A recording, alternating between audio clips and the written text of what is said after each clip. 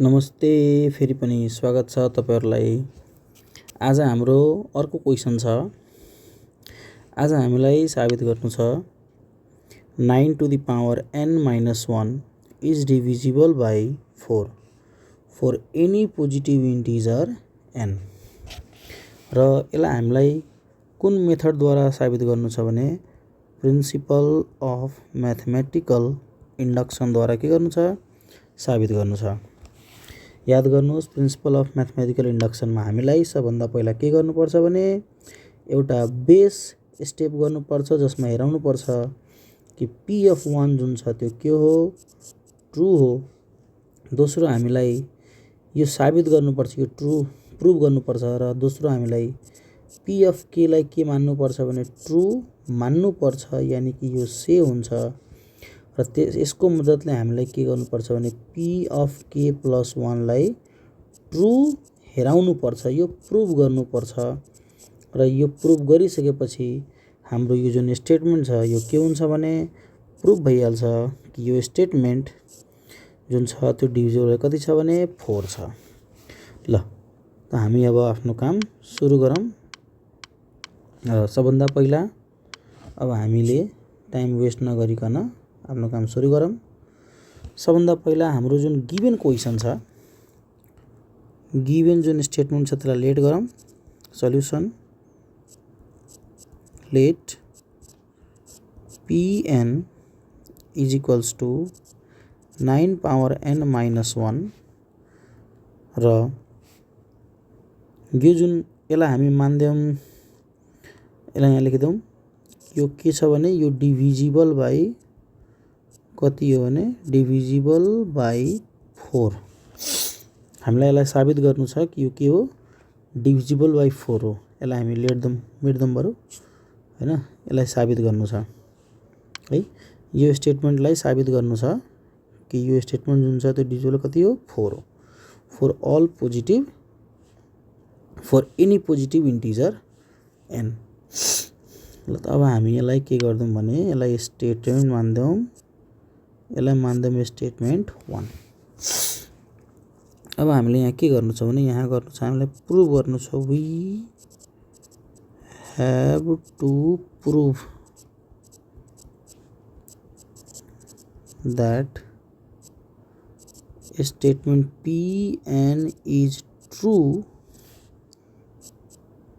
For any positive integer n। अब पहिला हामीले के गर्यो भने यो जुन गिभन हाम्रो स्टेटमेन्ट छ त्यसलाई हामी के मान्दिए, pn मान्दिए। pn equals to 9 power n minus 1। अब साबित गर्नु छ कि यो जुन स्टेटमेन्ट छ यो हाम्रो, यानी कि यो जुन pn छ, यानी कि यो स्टेटमेन्ट जुन छ त्यो ट्रु छ। n को भ्यालु पोजिटिभ इन्टिजर राख्दाखेरि यो जुन हाम्रो स्टेटमेन्ट छ यो 4 ले डिभाइड हुन्छ भनेर के गर्नु छ, साबित गर्नु छ। साबित गर्नको लागि सबभन्दा पहिला हामीले के गर्नुपर्छ भने बेस स्टेप गर्नुपर्छ। याद राख्नुहोस्, प्रिन्सिपल अफ म्याथमेटिकल इन्डक्सनमा दुईटा स्टेप हो। सबभन्दा पहिला हो बेस स्टेप, यसलाई हामी स्टेप 1 भन्छौँ। र यसमा के हेराउनु छ भने कि p अफ 1 जुन छ त्यो के हो, ट्रु हो। के हेराउनु छ कि p अफ 1 जुन छ त्यो के हो, ट्रु हो। मतलब n को भ्यालु 1 राख्दा यो स्टेटमेन्ट के हुन्छ भने ट्रु साबित हुन्छ। यो स्टेटमेन्ट के हुन्छ भने ट्रु साबित हुन्छ भनेर साबित गर्नु छ। ल हेरौँ त यहाँ to show that p of 1 is true put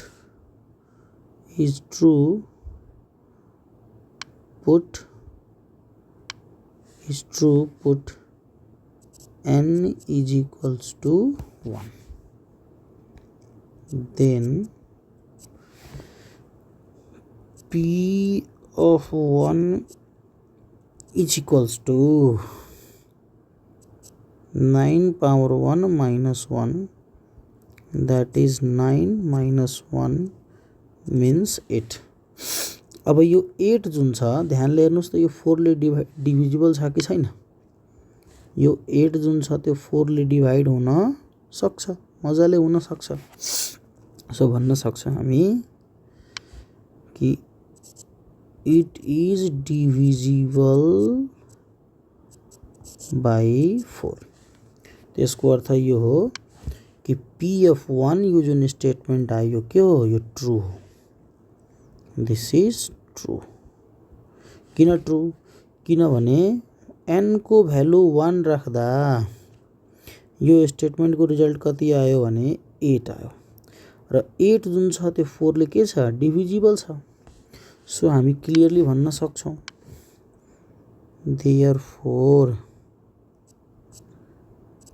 clearly P(1) is true. यानी कि हाम्रो बेस स्टेप जुन छ त्यो भेरिफाई भयो, यानी कि P(1) ट्रू आयो। अब हामीलाई दोस्रो स्टेप यानी कि अब हामीलाई इन्डक्टिभ स्टेपमा के गर्नु छ, अगाडि बढ्नु छ। याद राख्नुस् प्रिन्सिपल अफ म्याथमेटिकल इन्डक्सनमा दुईटा स्टेप हो, एउटा हो बेस स्टेप, एउटा हो बेस स्टेप, अर्को हो इन्डक्टिभ स्टेप अथवा स्टेप 2 अथवा यसलाई हामी इन्डक्सन स्टेप पनि भन्ने गर्छौं। यसमा सबभन्दा पहिला हामी के गर्ने हो भने यो स्टेटमेन्ट n = k को लागि ट्रू छ भनेर मान्नु पर्छ। त let P of k is के ट्रू, मतलब n = k को लागि यो स्टेटमेन्ट जुन छ के हो, ट्रू हो भनेर हामीले मान्नु छ। त हामी यहाँ n को बराबर कति राखिदिए, k राखिदिए र मानिदिए कि स्टेटमेन्ट के छ, ट्रू। अब जब कि हामीले n = k को लागि स्टेटमेन्ट ट्रू माने त अब हामीलाई के गर्नु छ भने प्रुभ गर्नु छ। यदि हामीले pk लाई ट्रू माने त हामीलाई साबित गर्नु छ। त यहाँ लेख्ने let pk + 1 is true and now अथवा n and now we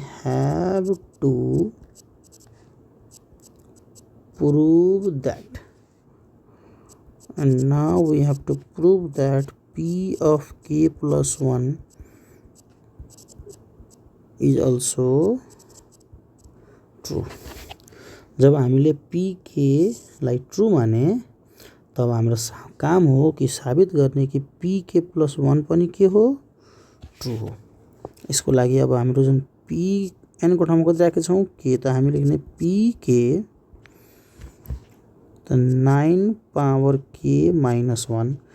अब हेर्नुस्, याद राख्नु सल्भ गर्दाखेरि जस्तै यहाँ कतिले डिभाइड के साबित गर्नु छ कि यो स्टेटमेन्ट जुन छ त्यो कतिले डिभाइड भइरहेको छ, 4 ले। त याद राख्नुस् डिभाइड होस् या मल्टिप्लाई होस्, तपाई यहाँ के गर्नु भने लेट गर्नुस् है।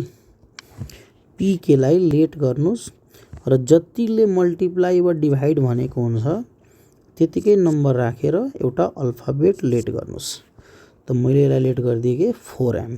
किन 4 गरे, मैले भनेको जतिले मल्टिपल वा डिभाइजको लागि स्टेटमेन्टलाई ट्रू गर्नु छ त्यतिकै नम्बर यहाँ राखेर अल्फाबेटले मल्टिप्लाई गर्नुस् र यसलाई हामी के भनिदिए, लेट भनिदिए। यसलाई स्टेटमेन्ट के मानिदिए, मैले 2 मानिदिए है।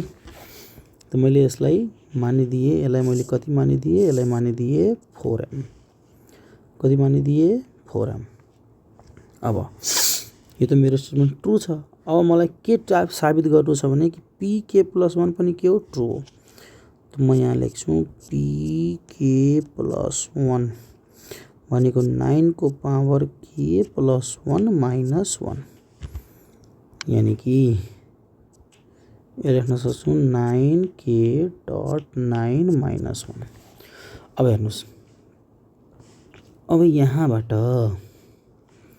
यो जुन हाम्रो स्टेटमेन्ट छ यो स्टेटमेन्ट 2 बाट हेर्नुस् त, यो स्टेटमेन्ट 2 बाट हामीले 9k को 9 पावर k को भ्यालु निकाल्छ भने के आउँछ, 4m + 1 यो आउँछ। यो मजाले आउँछ।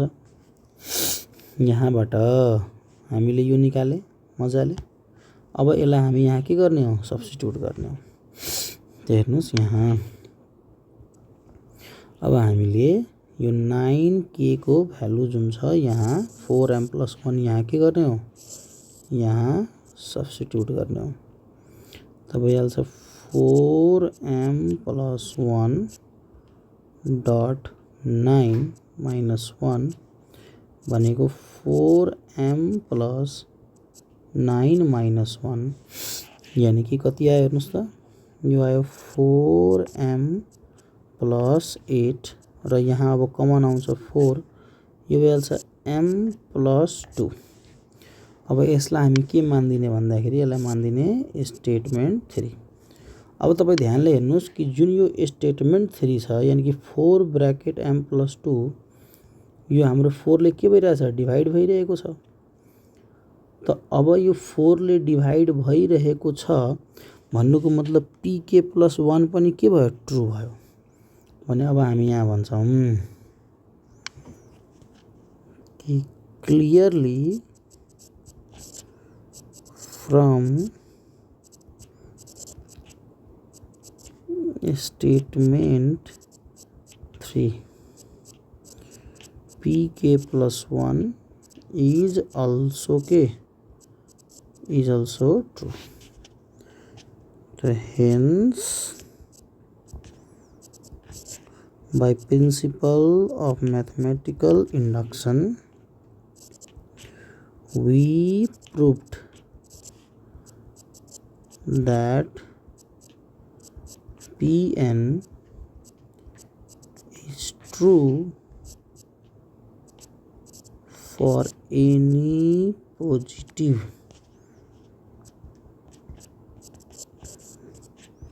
integer n। है हेर्नुहोस् त, हामीले यहाँ तीनटै काम गरिदिए है, ध्यान दिनुहोस्।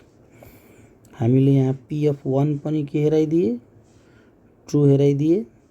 हामीले pk लाई ट्रु माने र यसको मद्दतले pk + 1 पनि यहाँ के गरिदिए, ट्रु साबित गरिदिए। तपाईँ भन्नुहुन्छ यो कसरी भयो डिभिजिबल भाइ, पर ध्यान दिनुहोस् यो एउटै युनिट हो र यो मल्टिपल हो। त यो दुईटा टर्ममा यदि एउटा पनि टर्म डिभिजिबल बाइ 4 छ भने यो होल स्टेटमेन्ट के हो, डिभिजिबल बाइ 4। त्यही भएर यो हाम्रो pk + 1 के भयो, ट्रु भयो। अब होप तपाईहरुलाई यो भिडियो राम्रो लागेछ। यदि राम्रो लागेछ भने, सही लागेछ, मैले बताएको कुरा सही लाग्यो, इन्फर्मेटिभ लाग्यो, then please like, share and subscribe गर्नु होला। हस्, धन्यवाद। फेरि पनि भेटौँला in the next video. Thank you.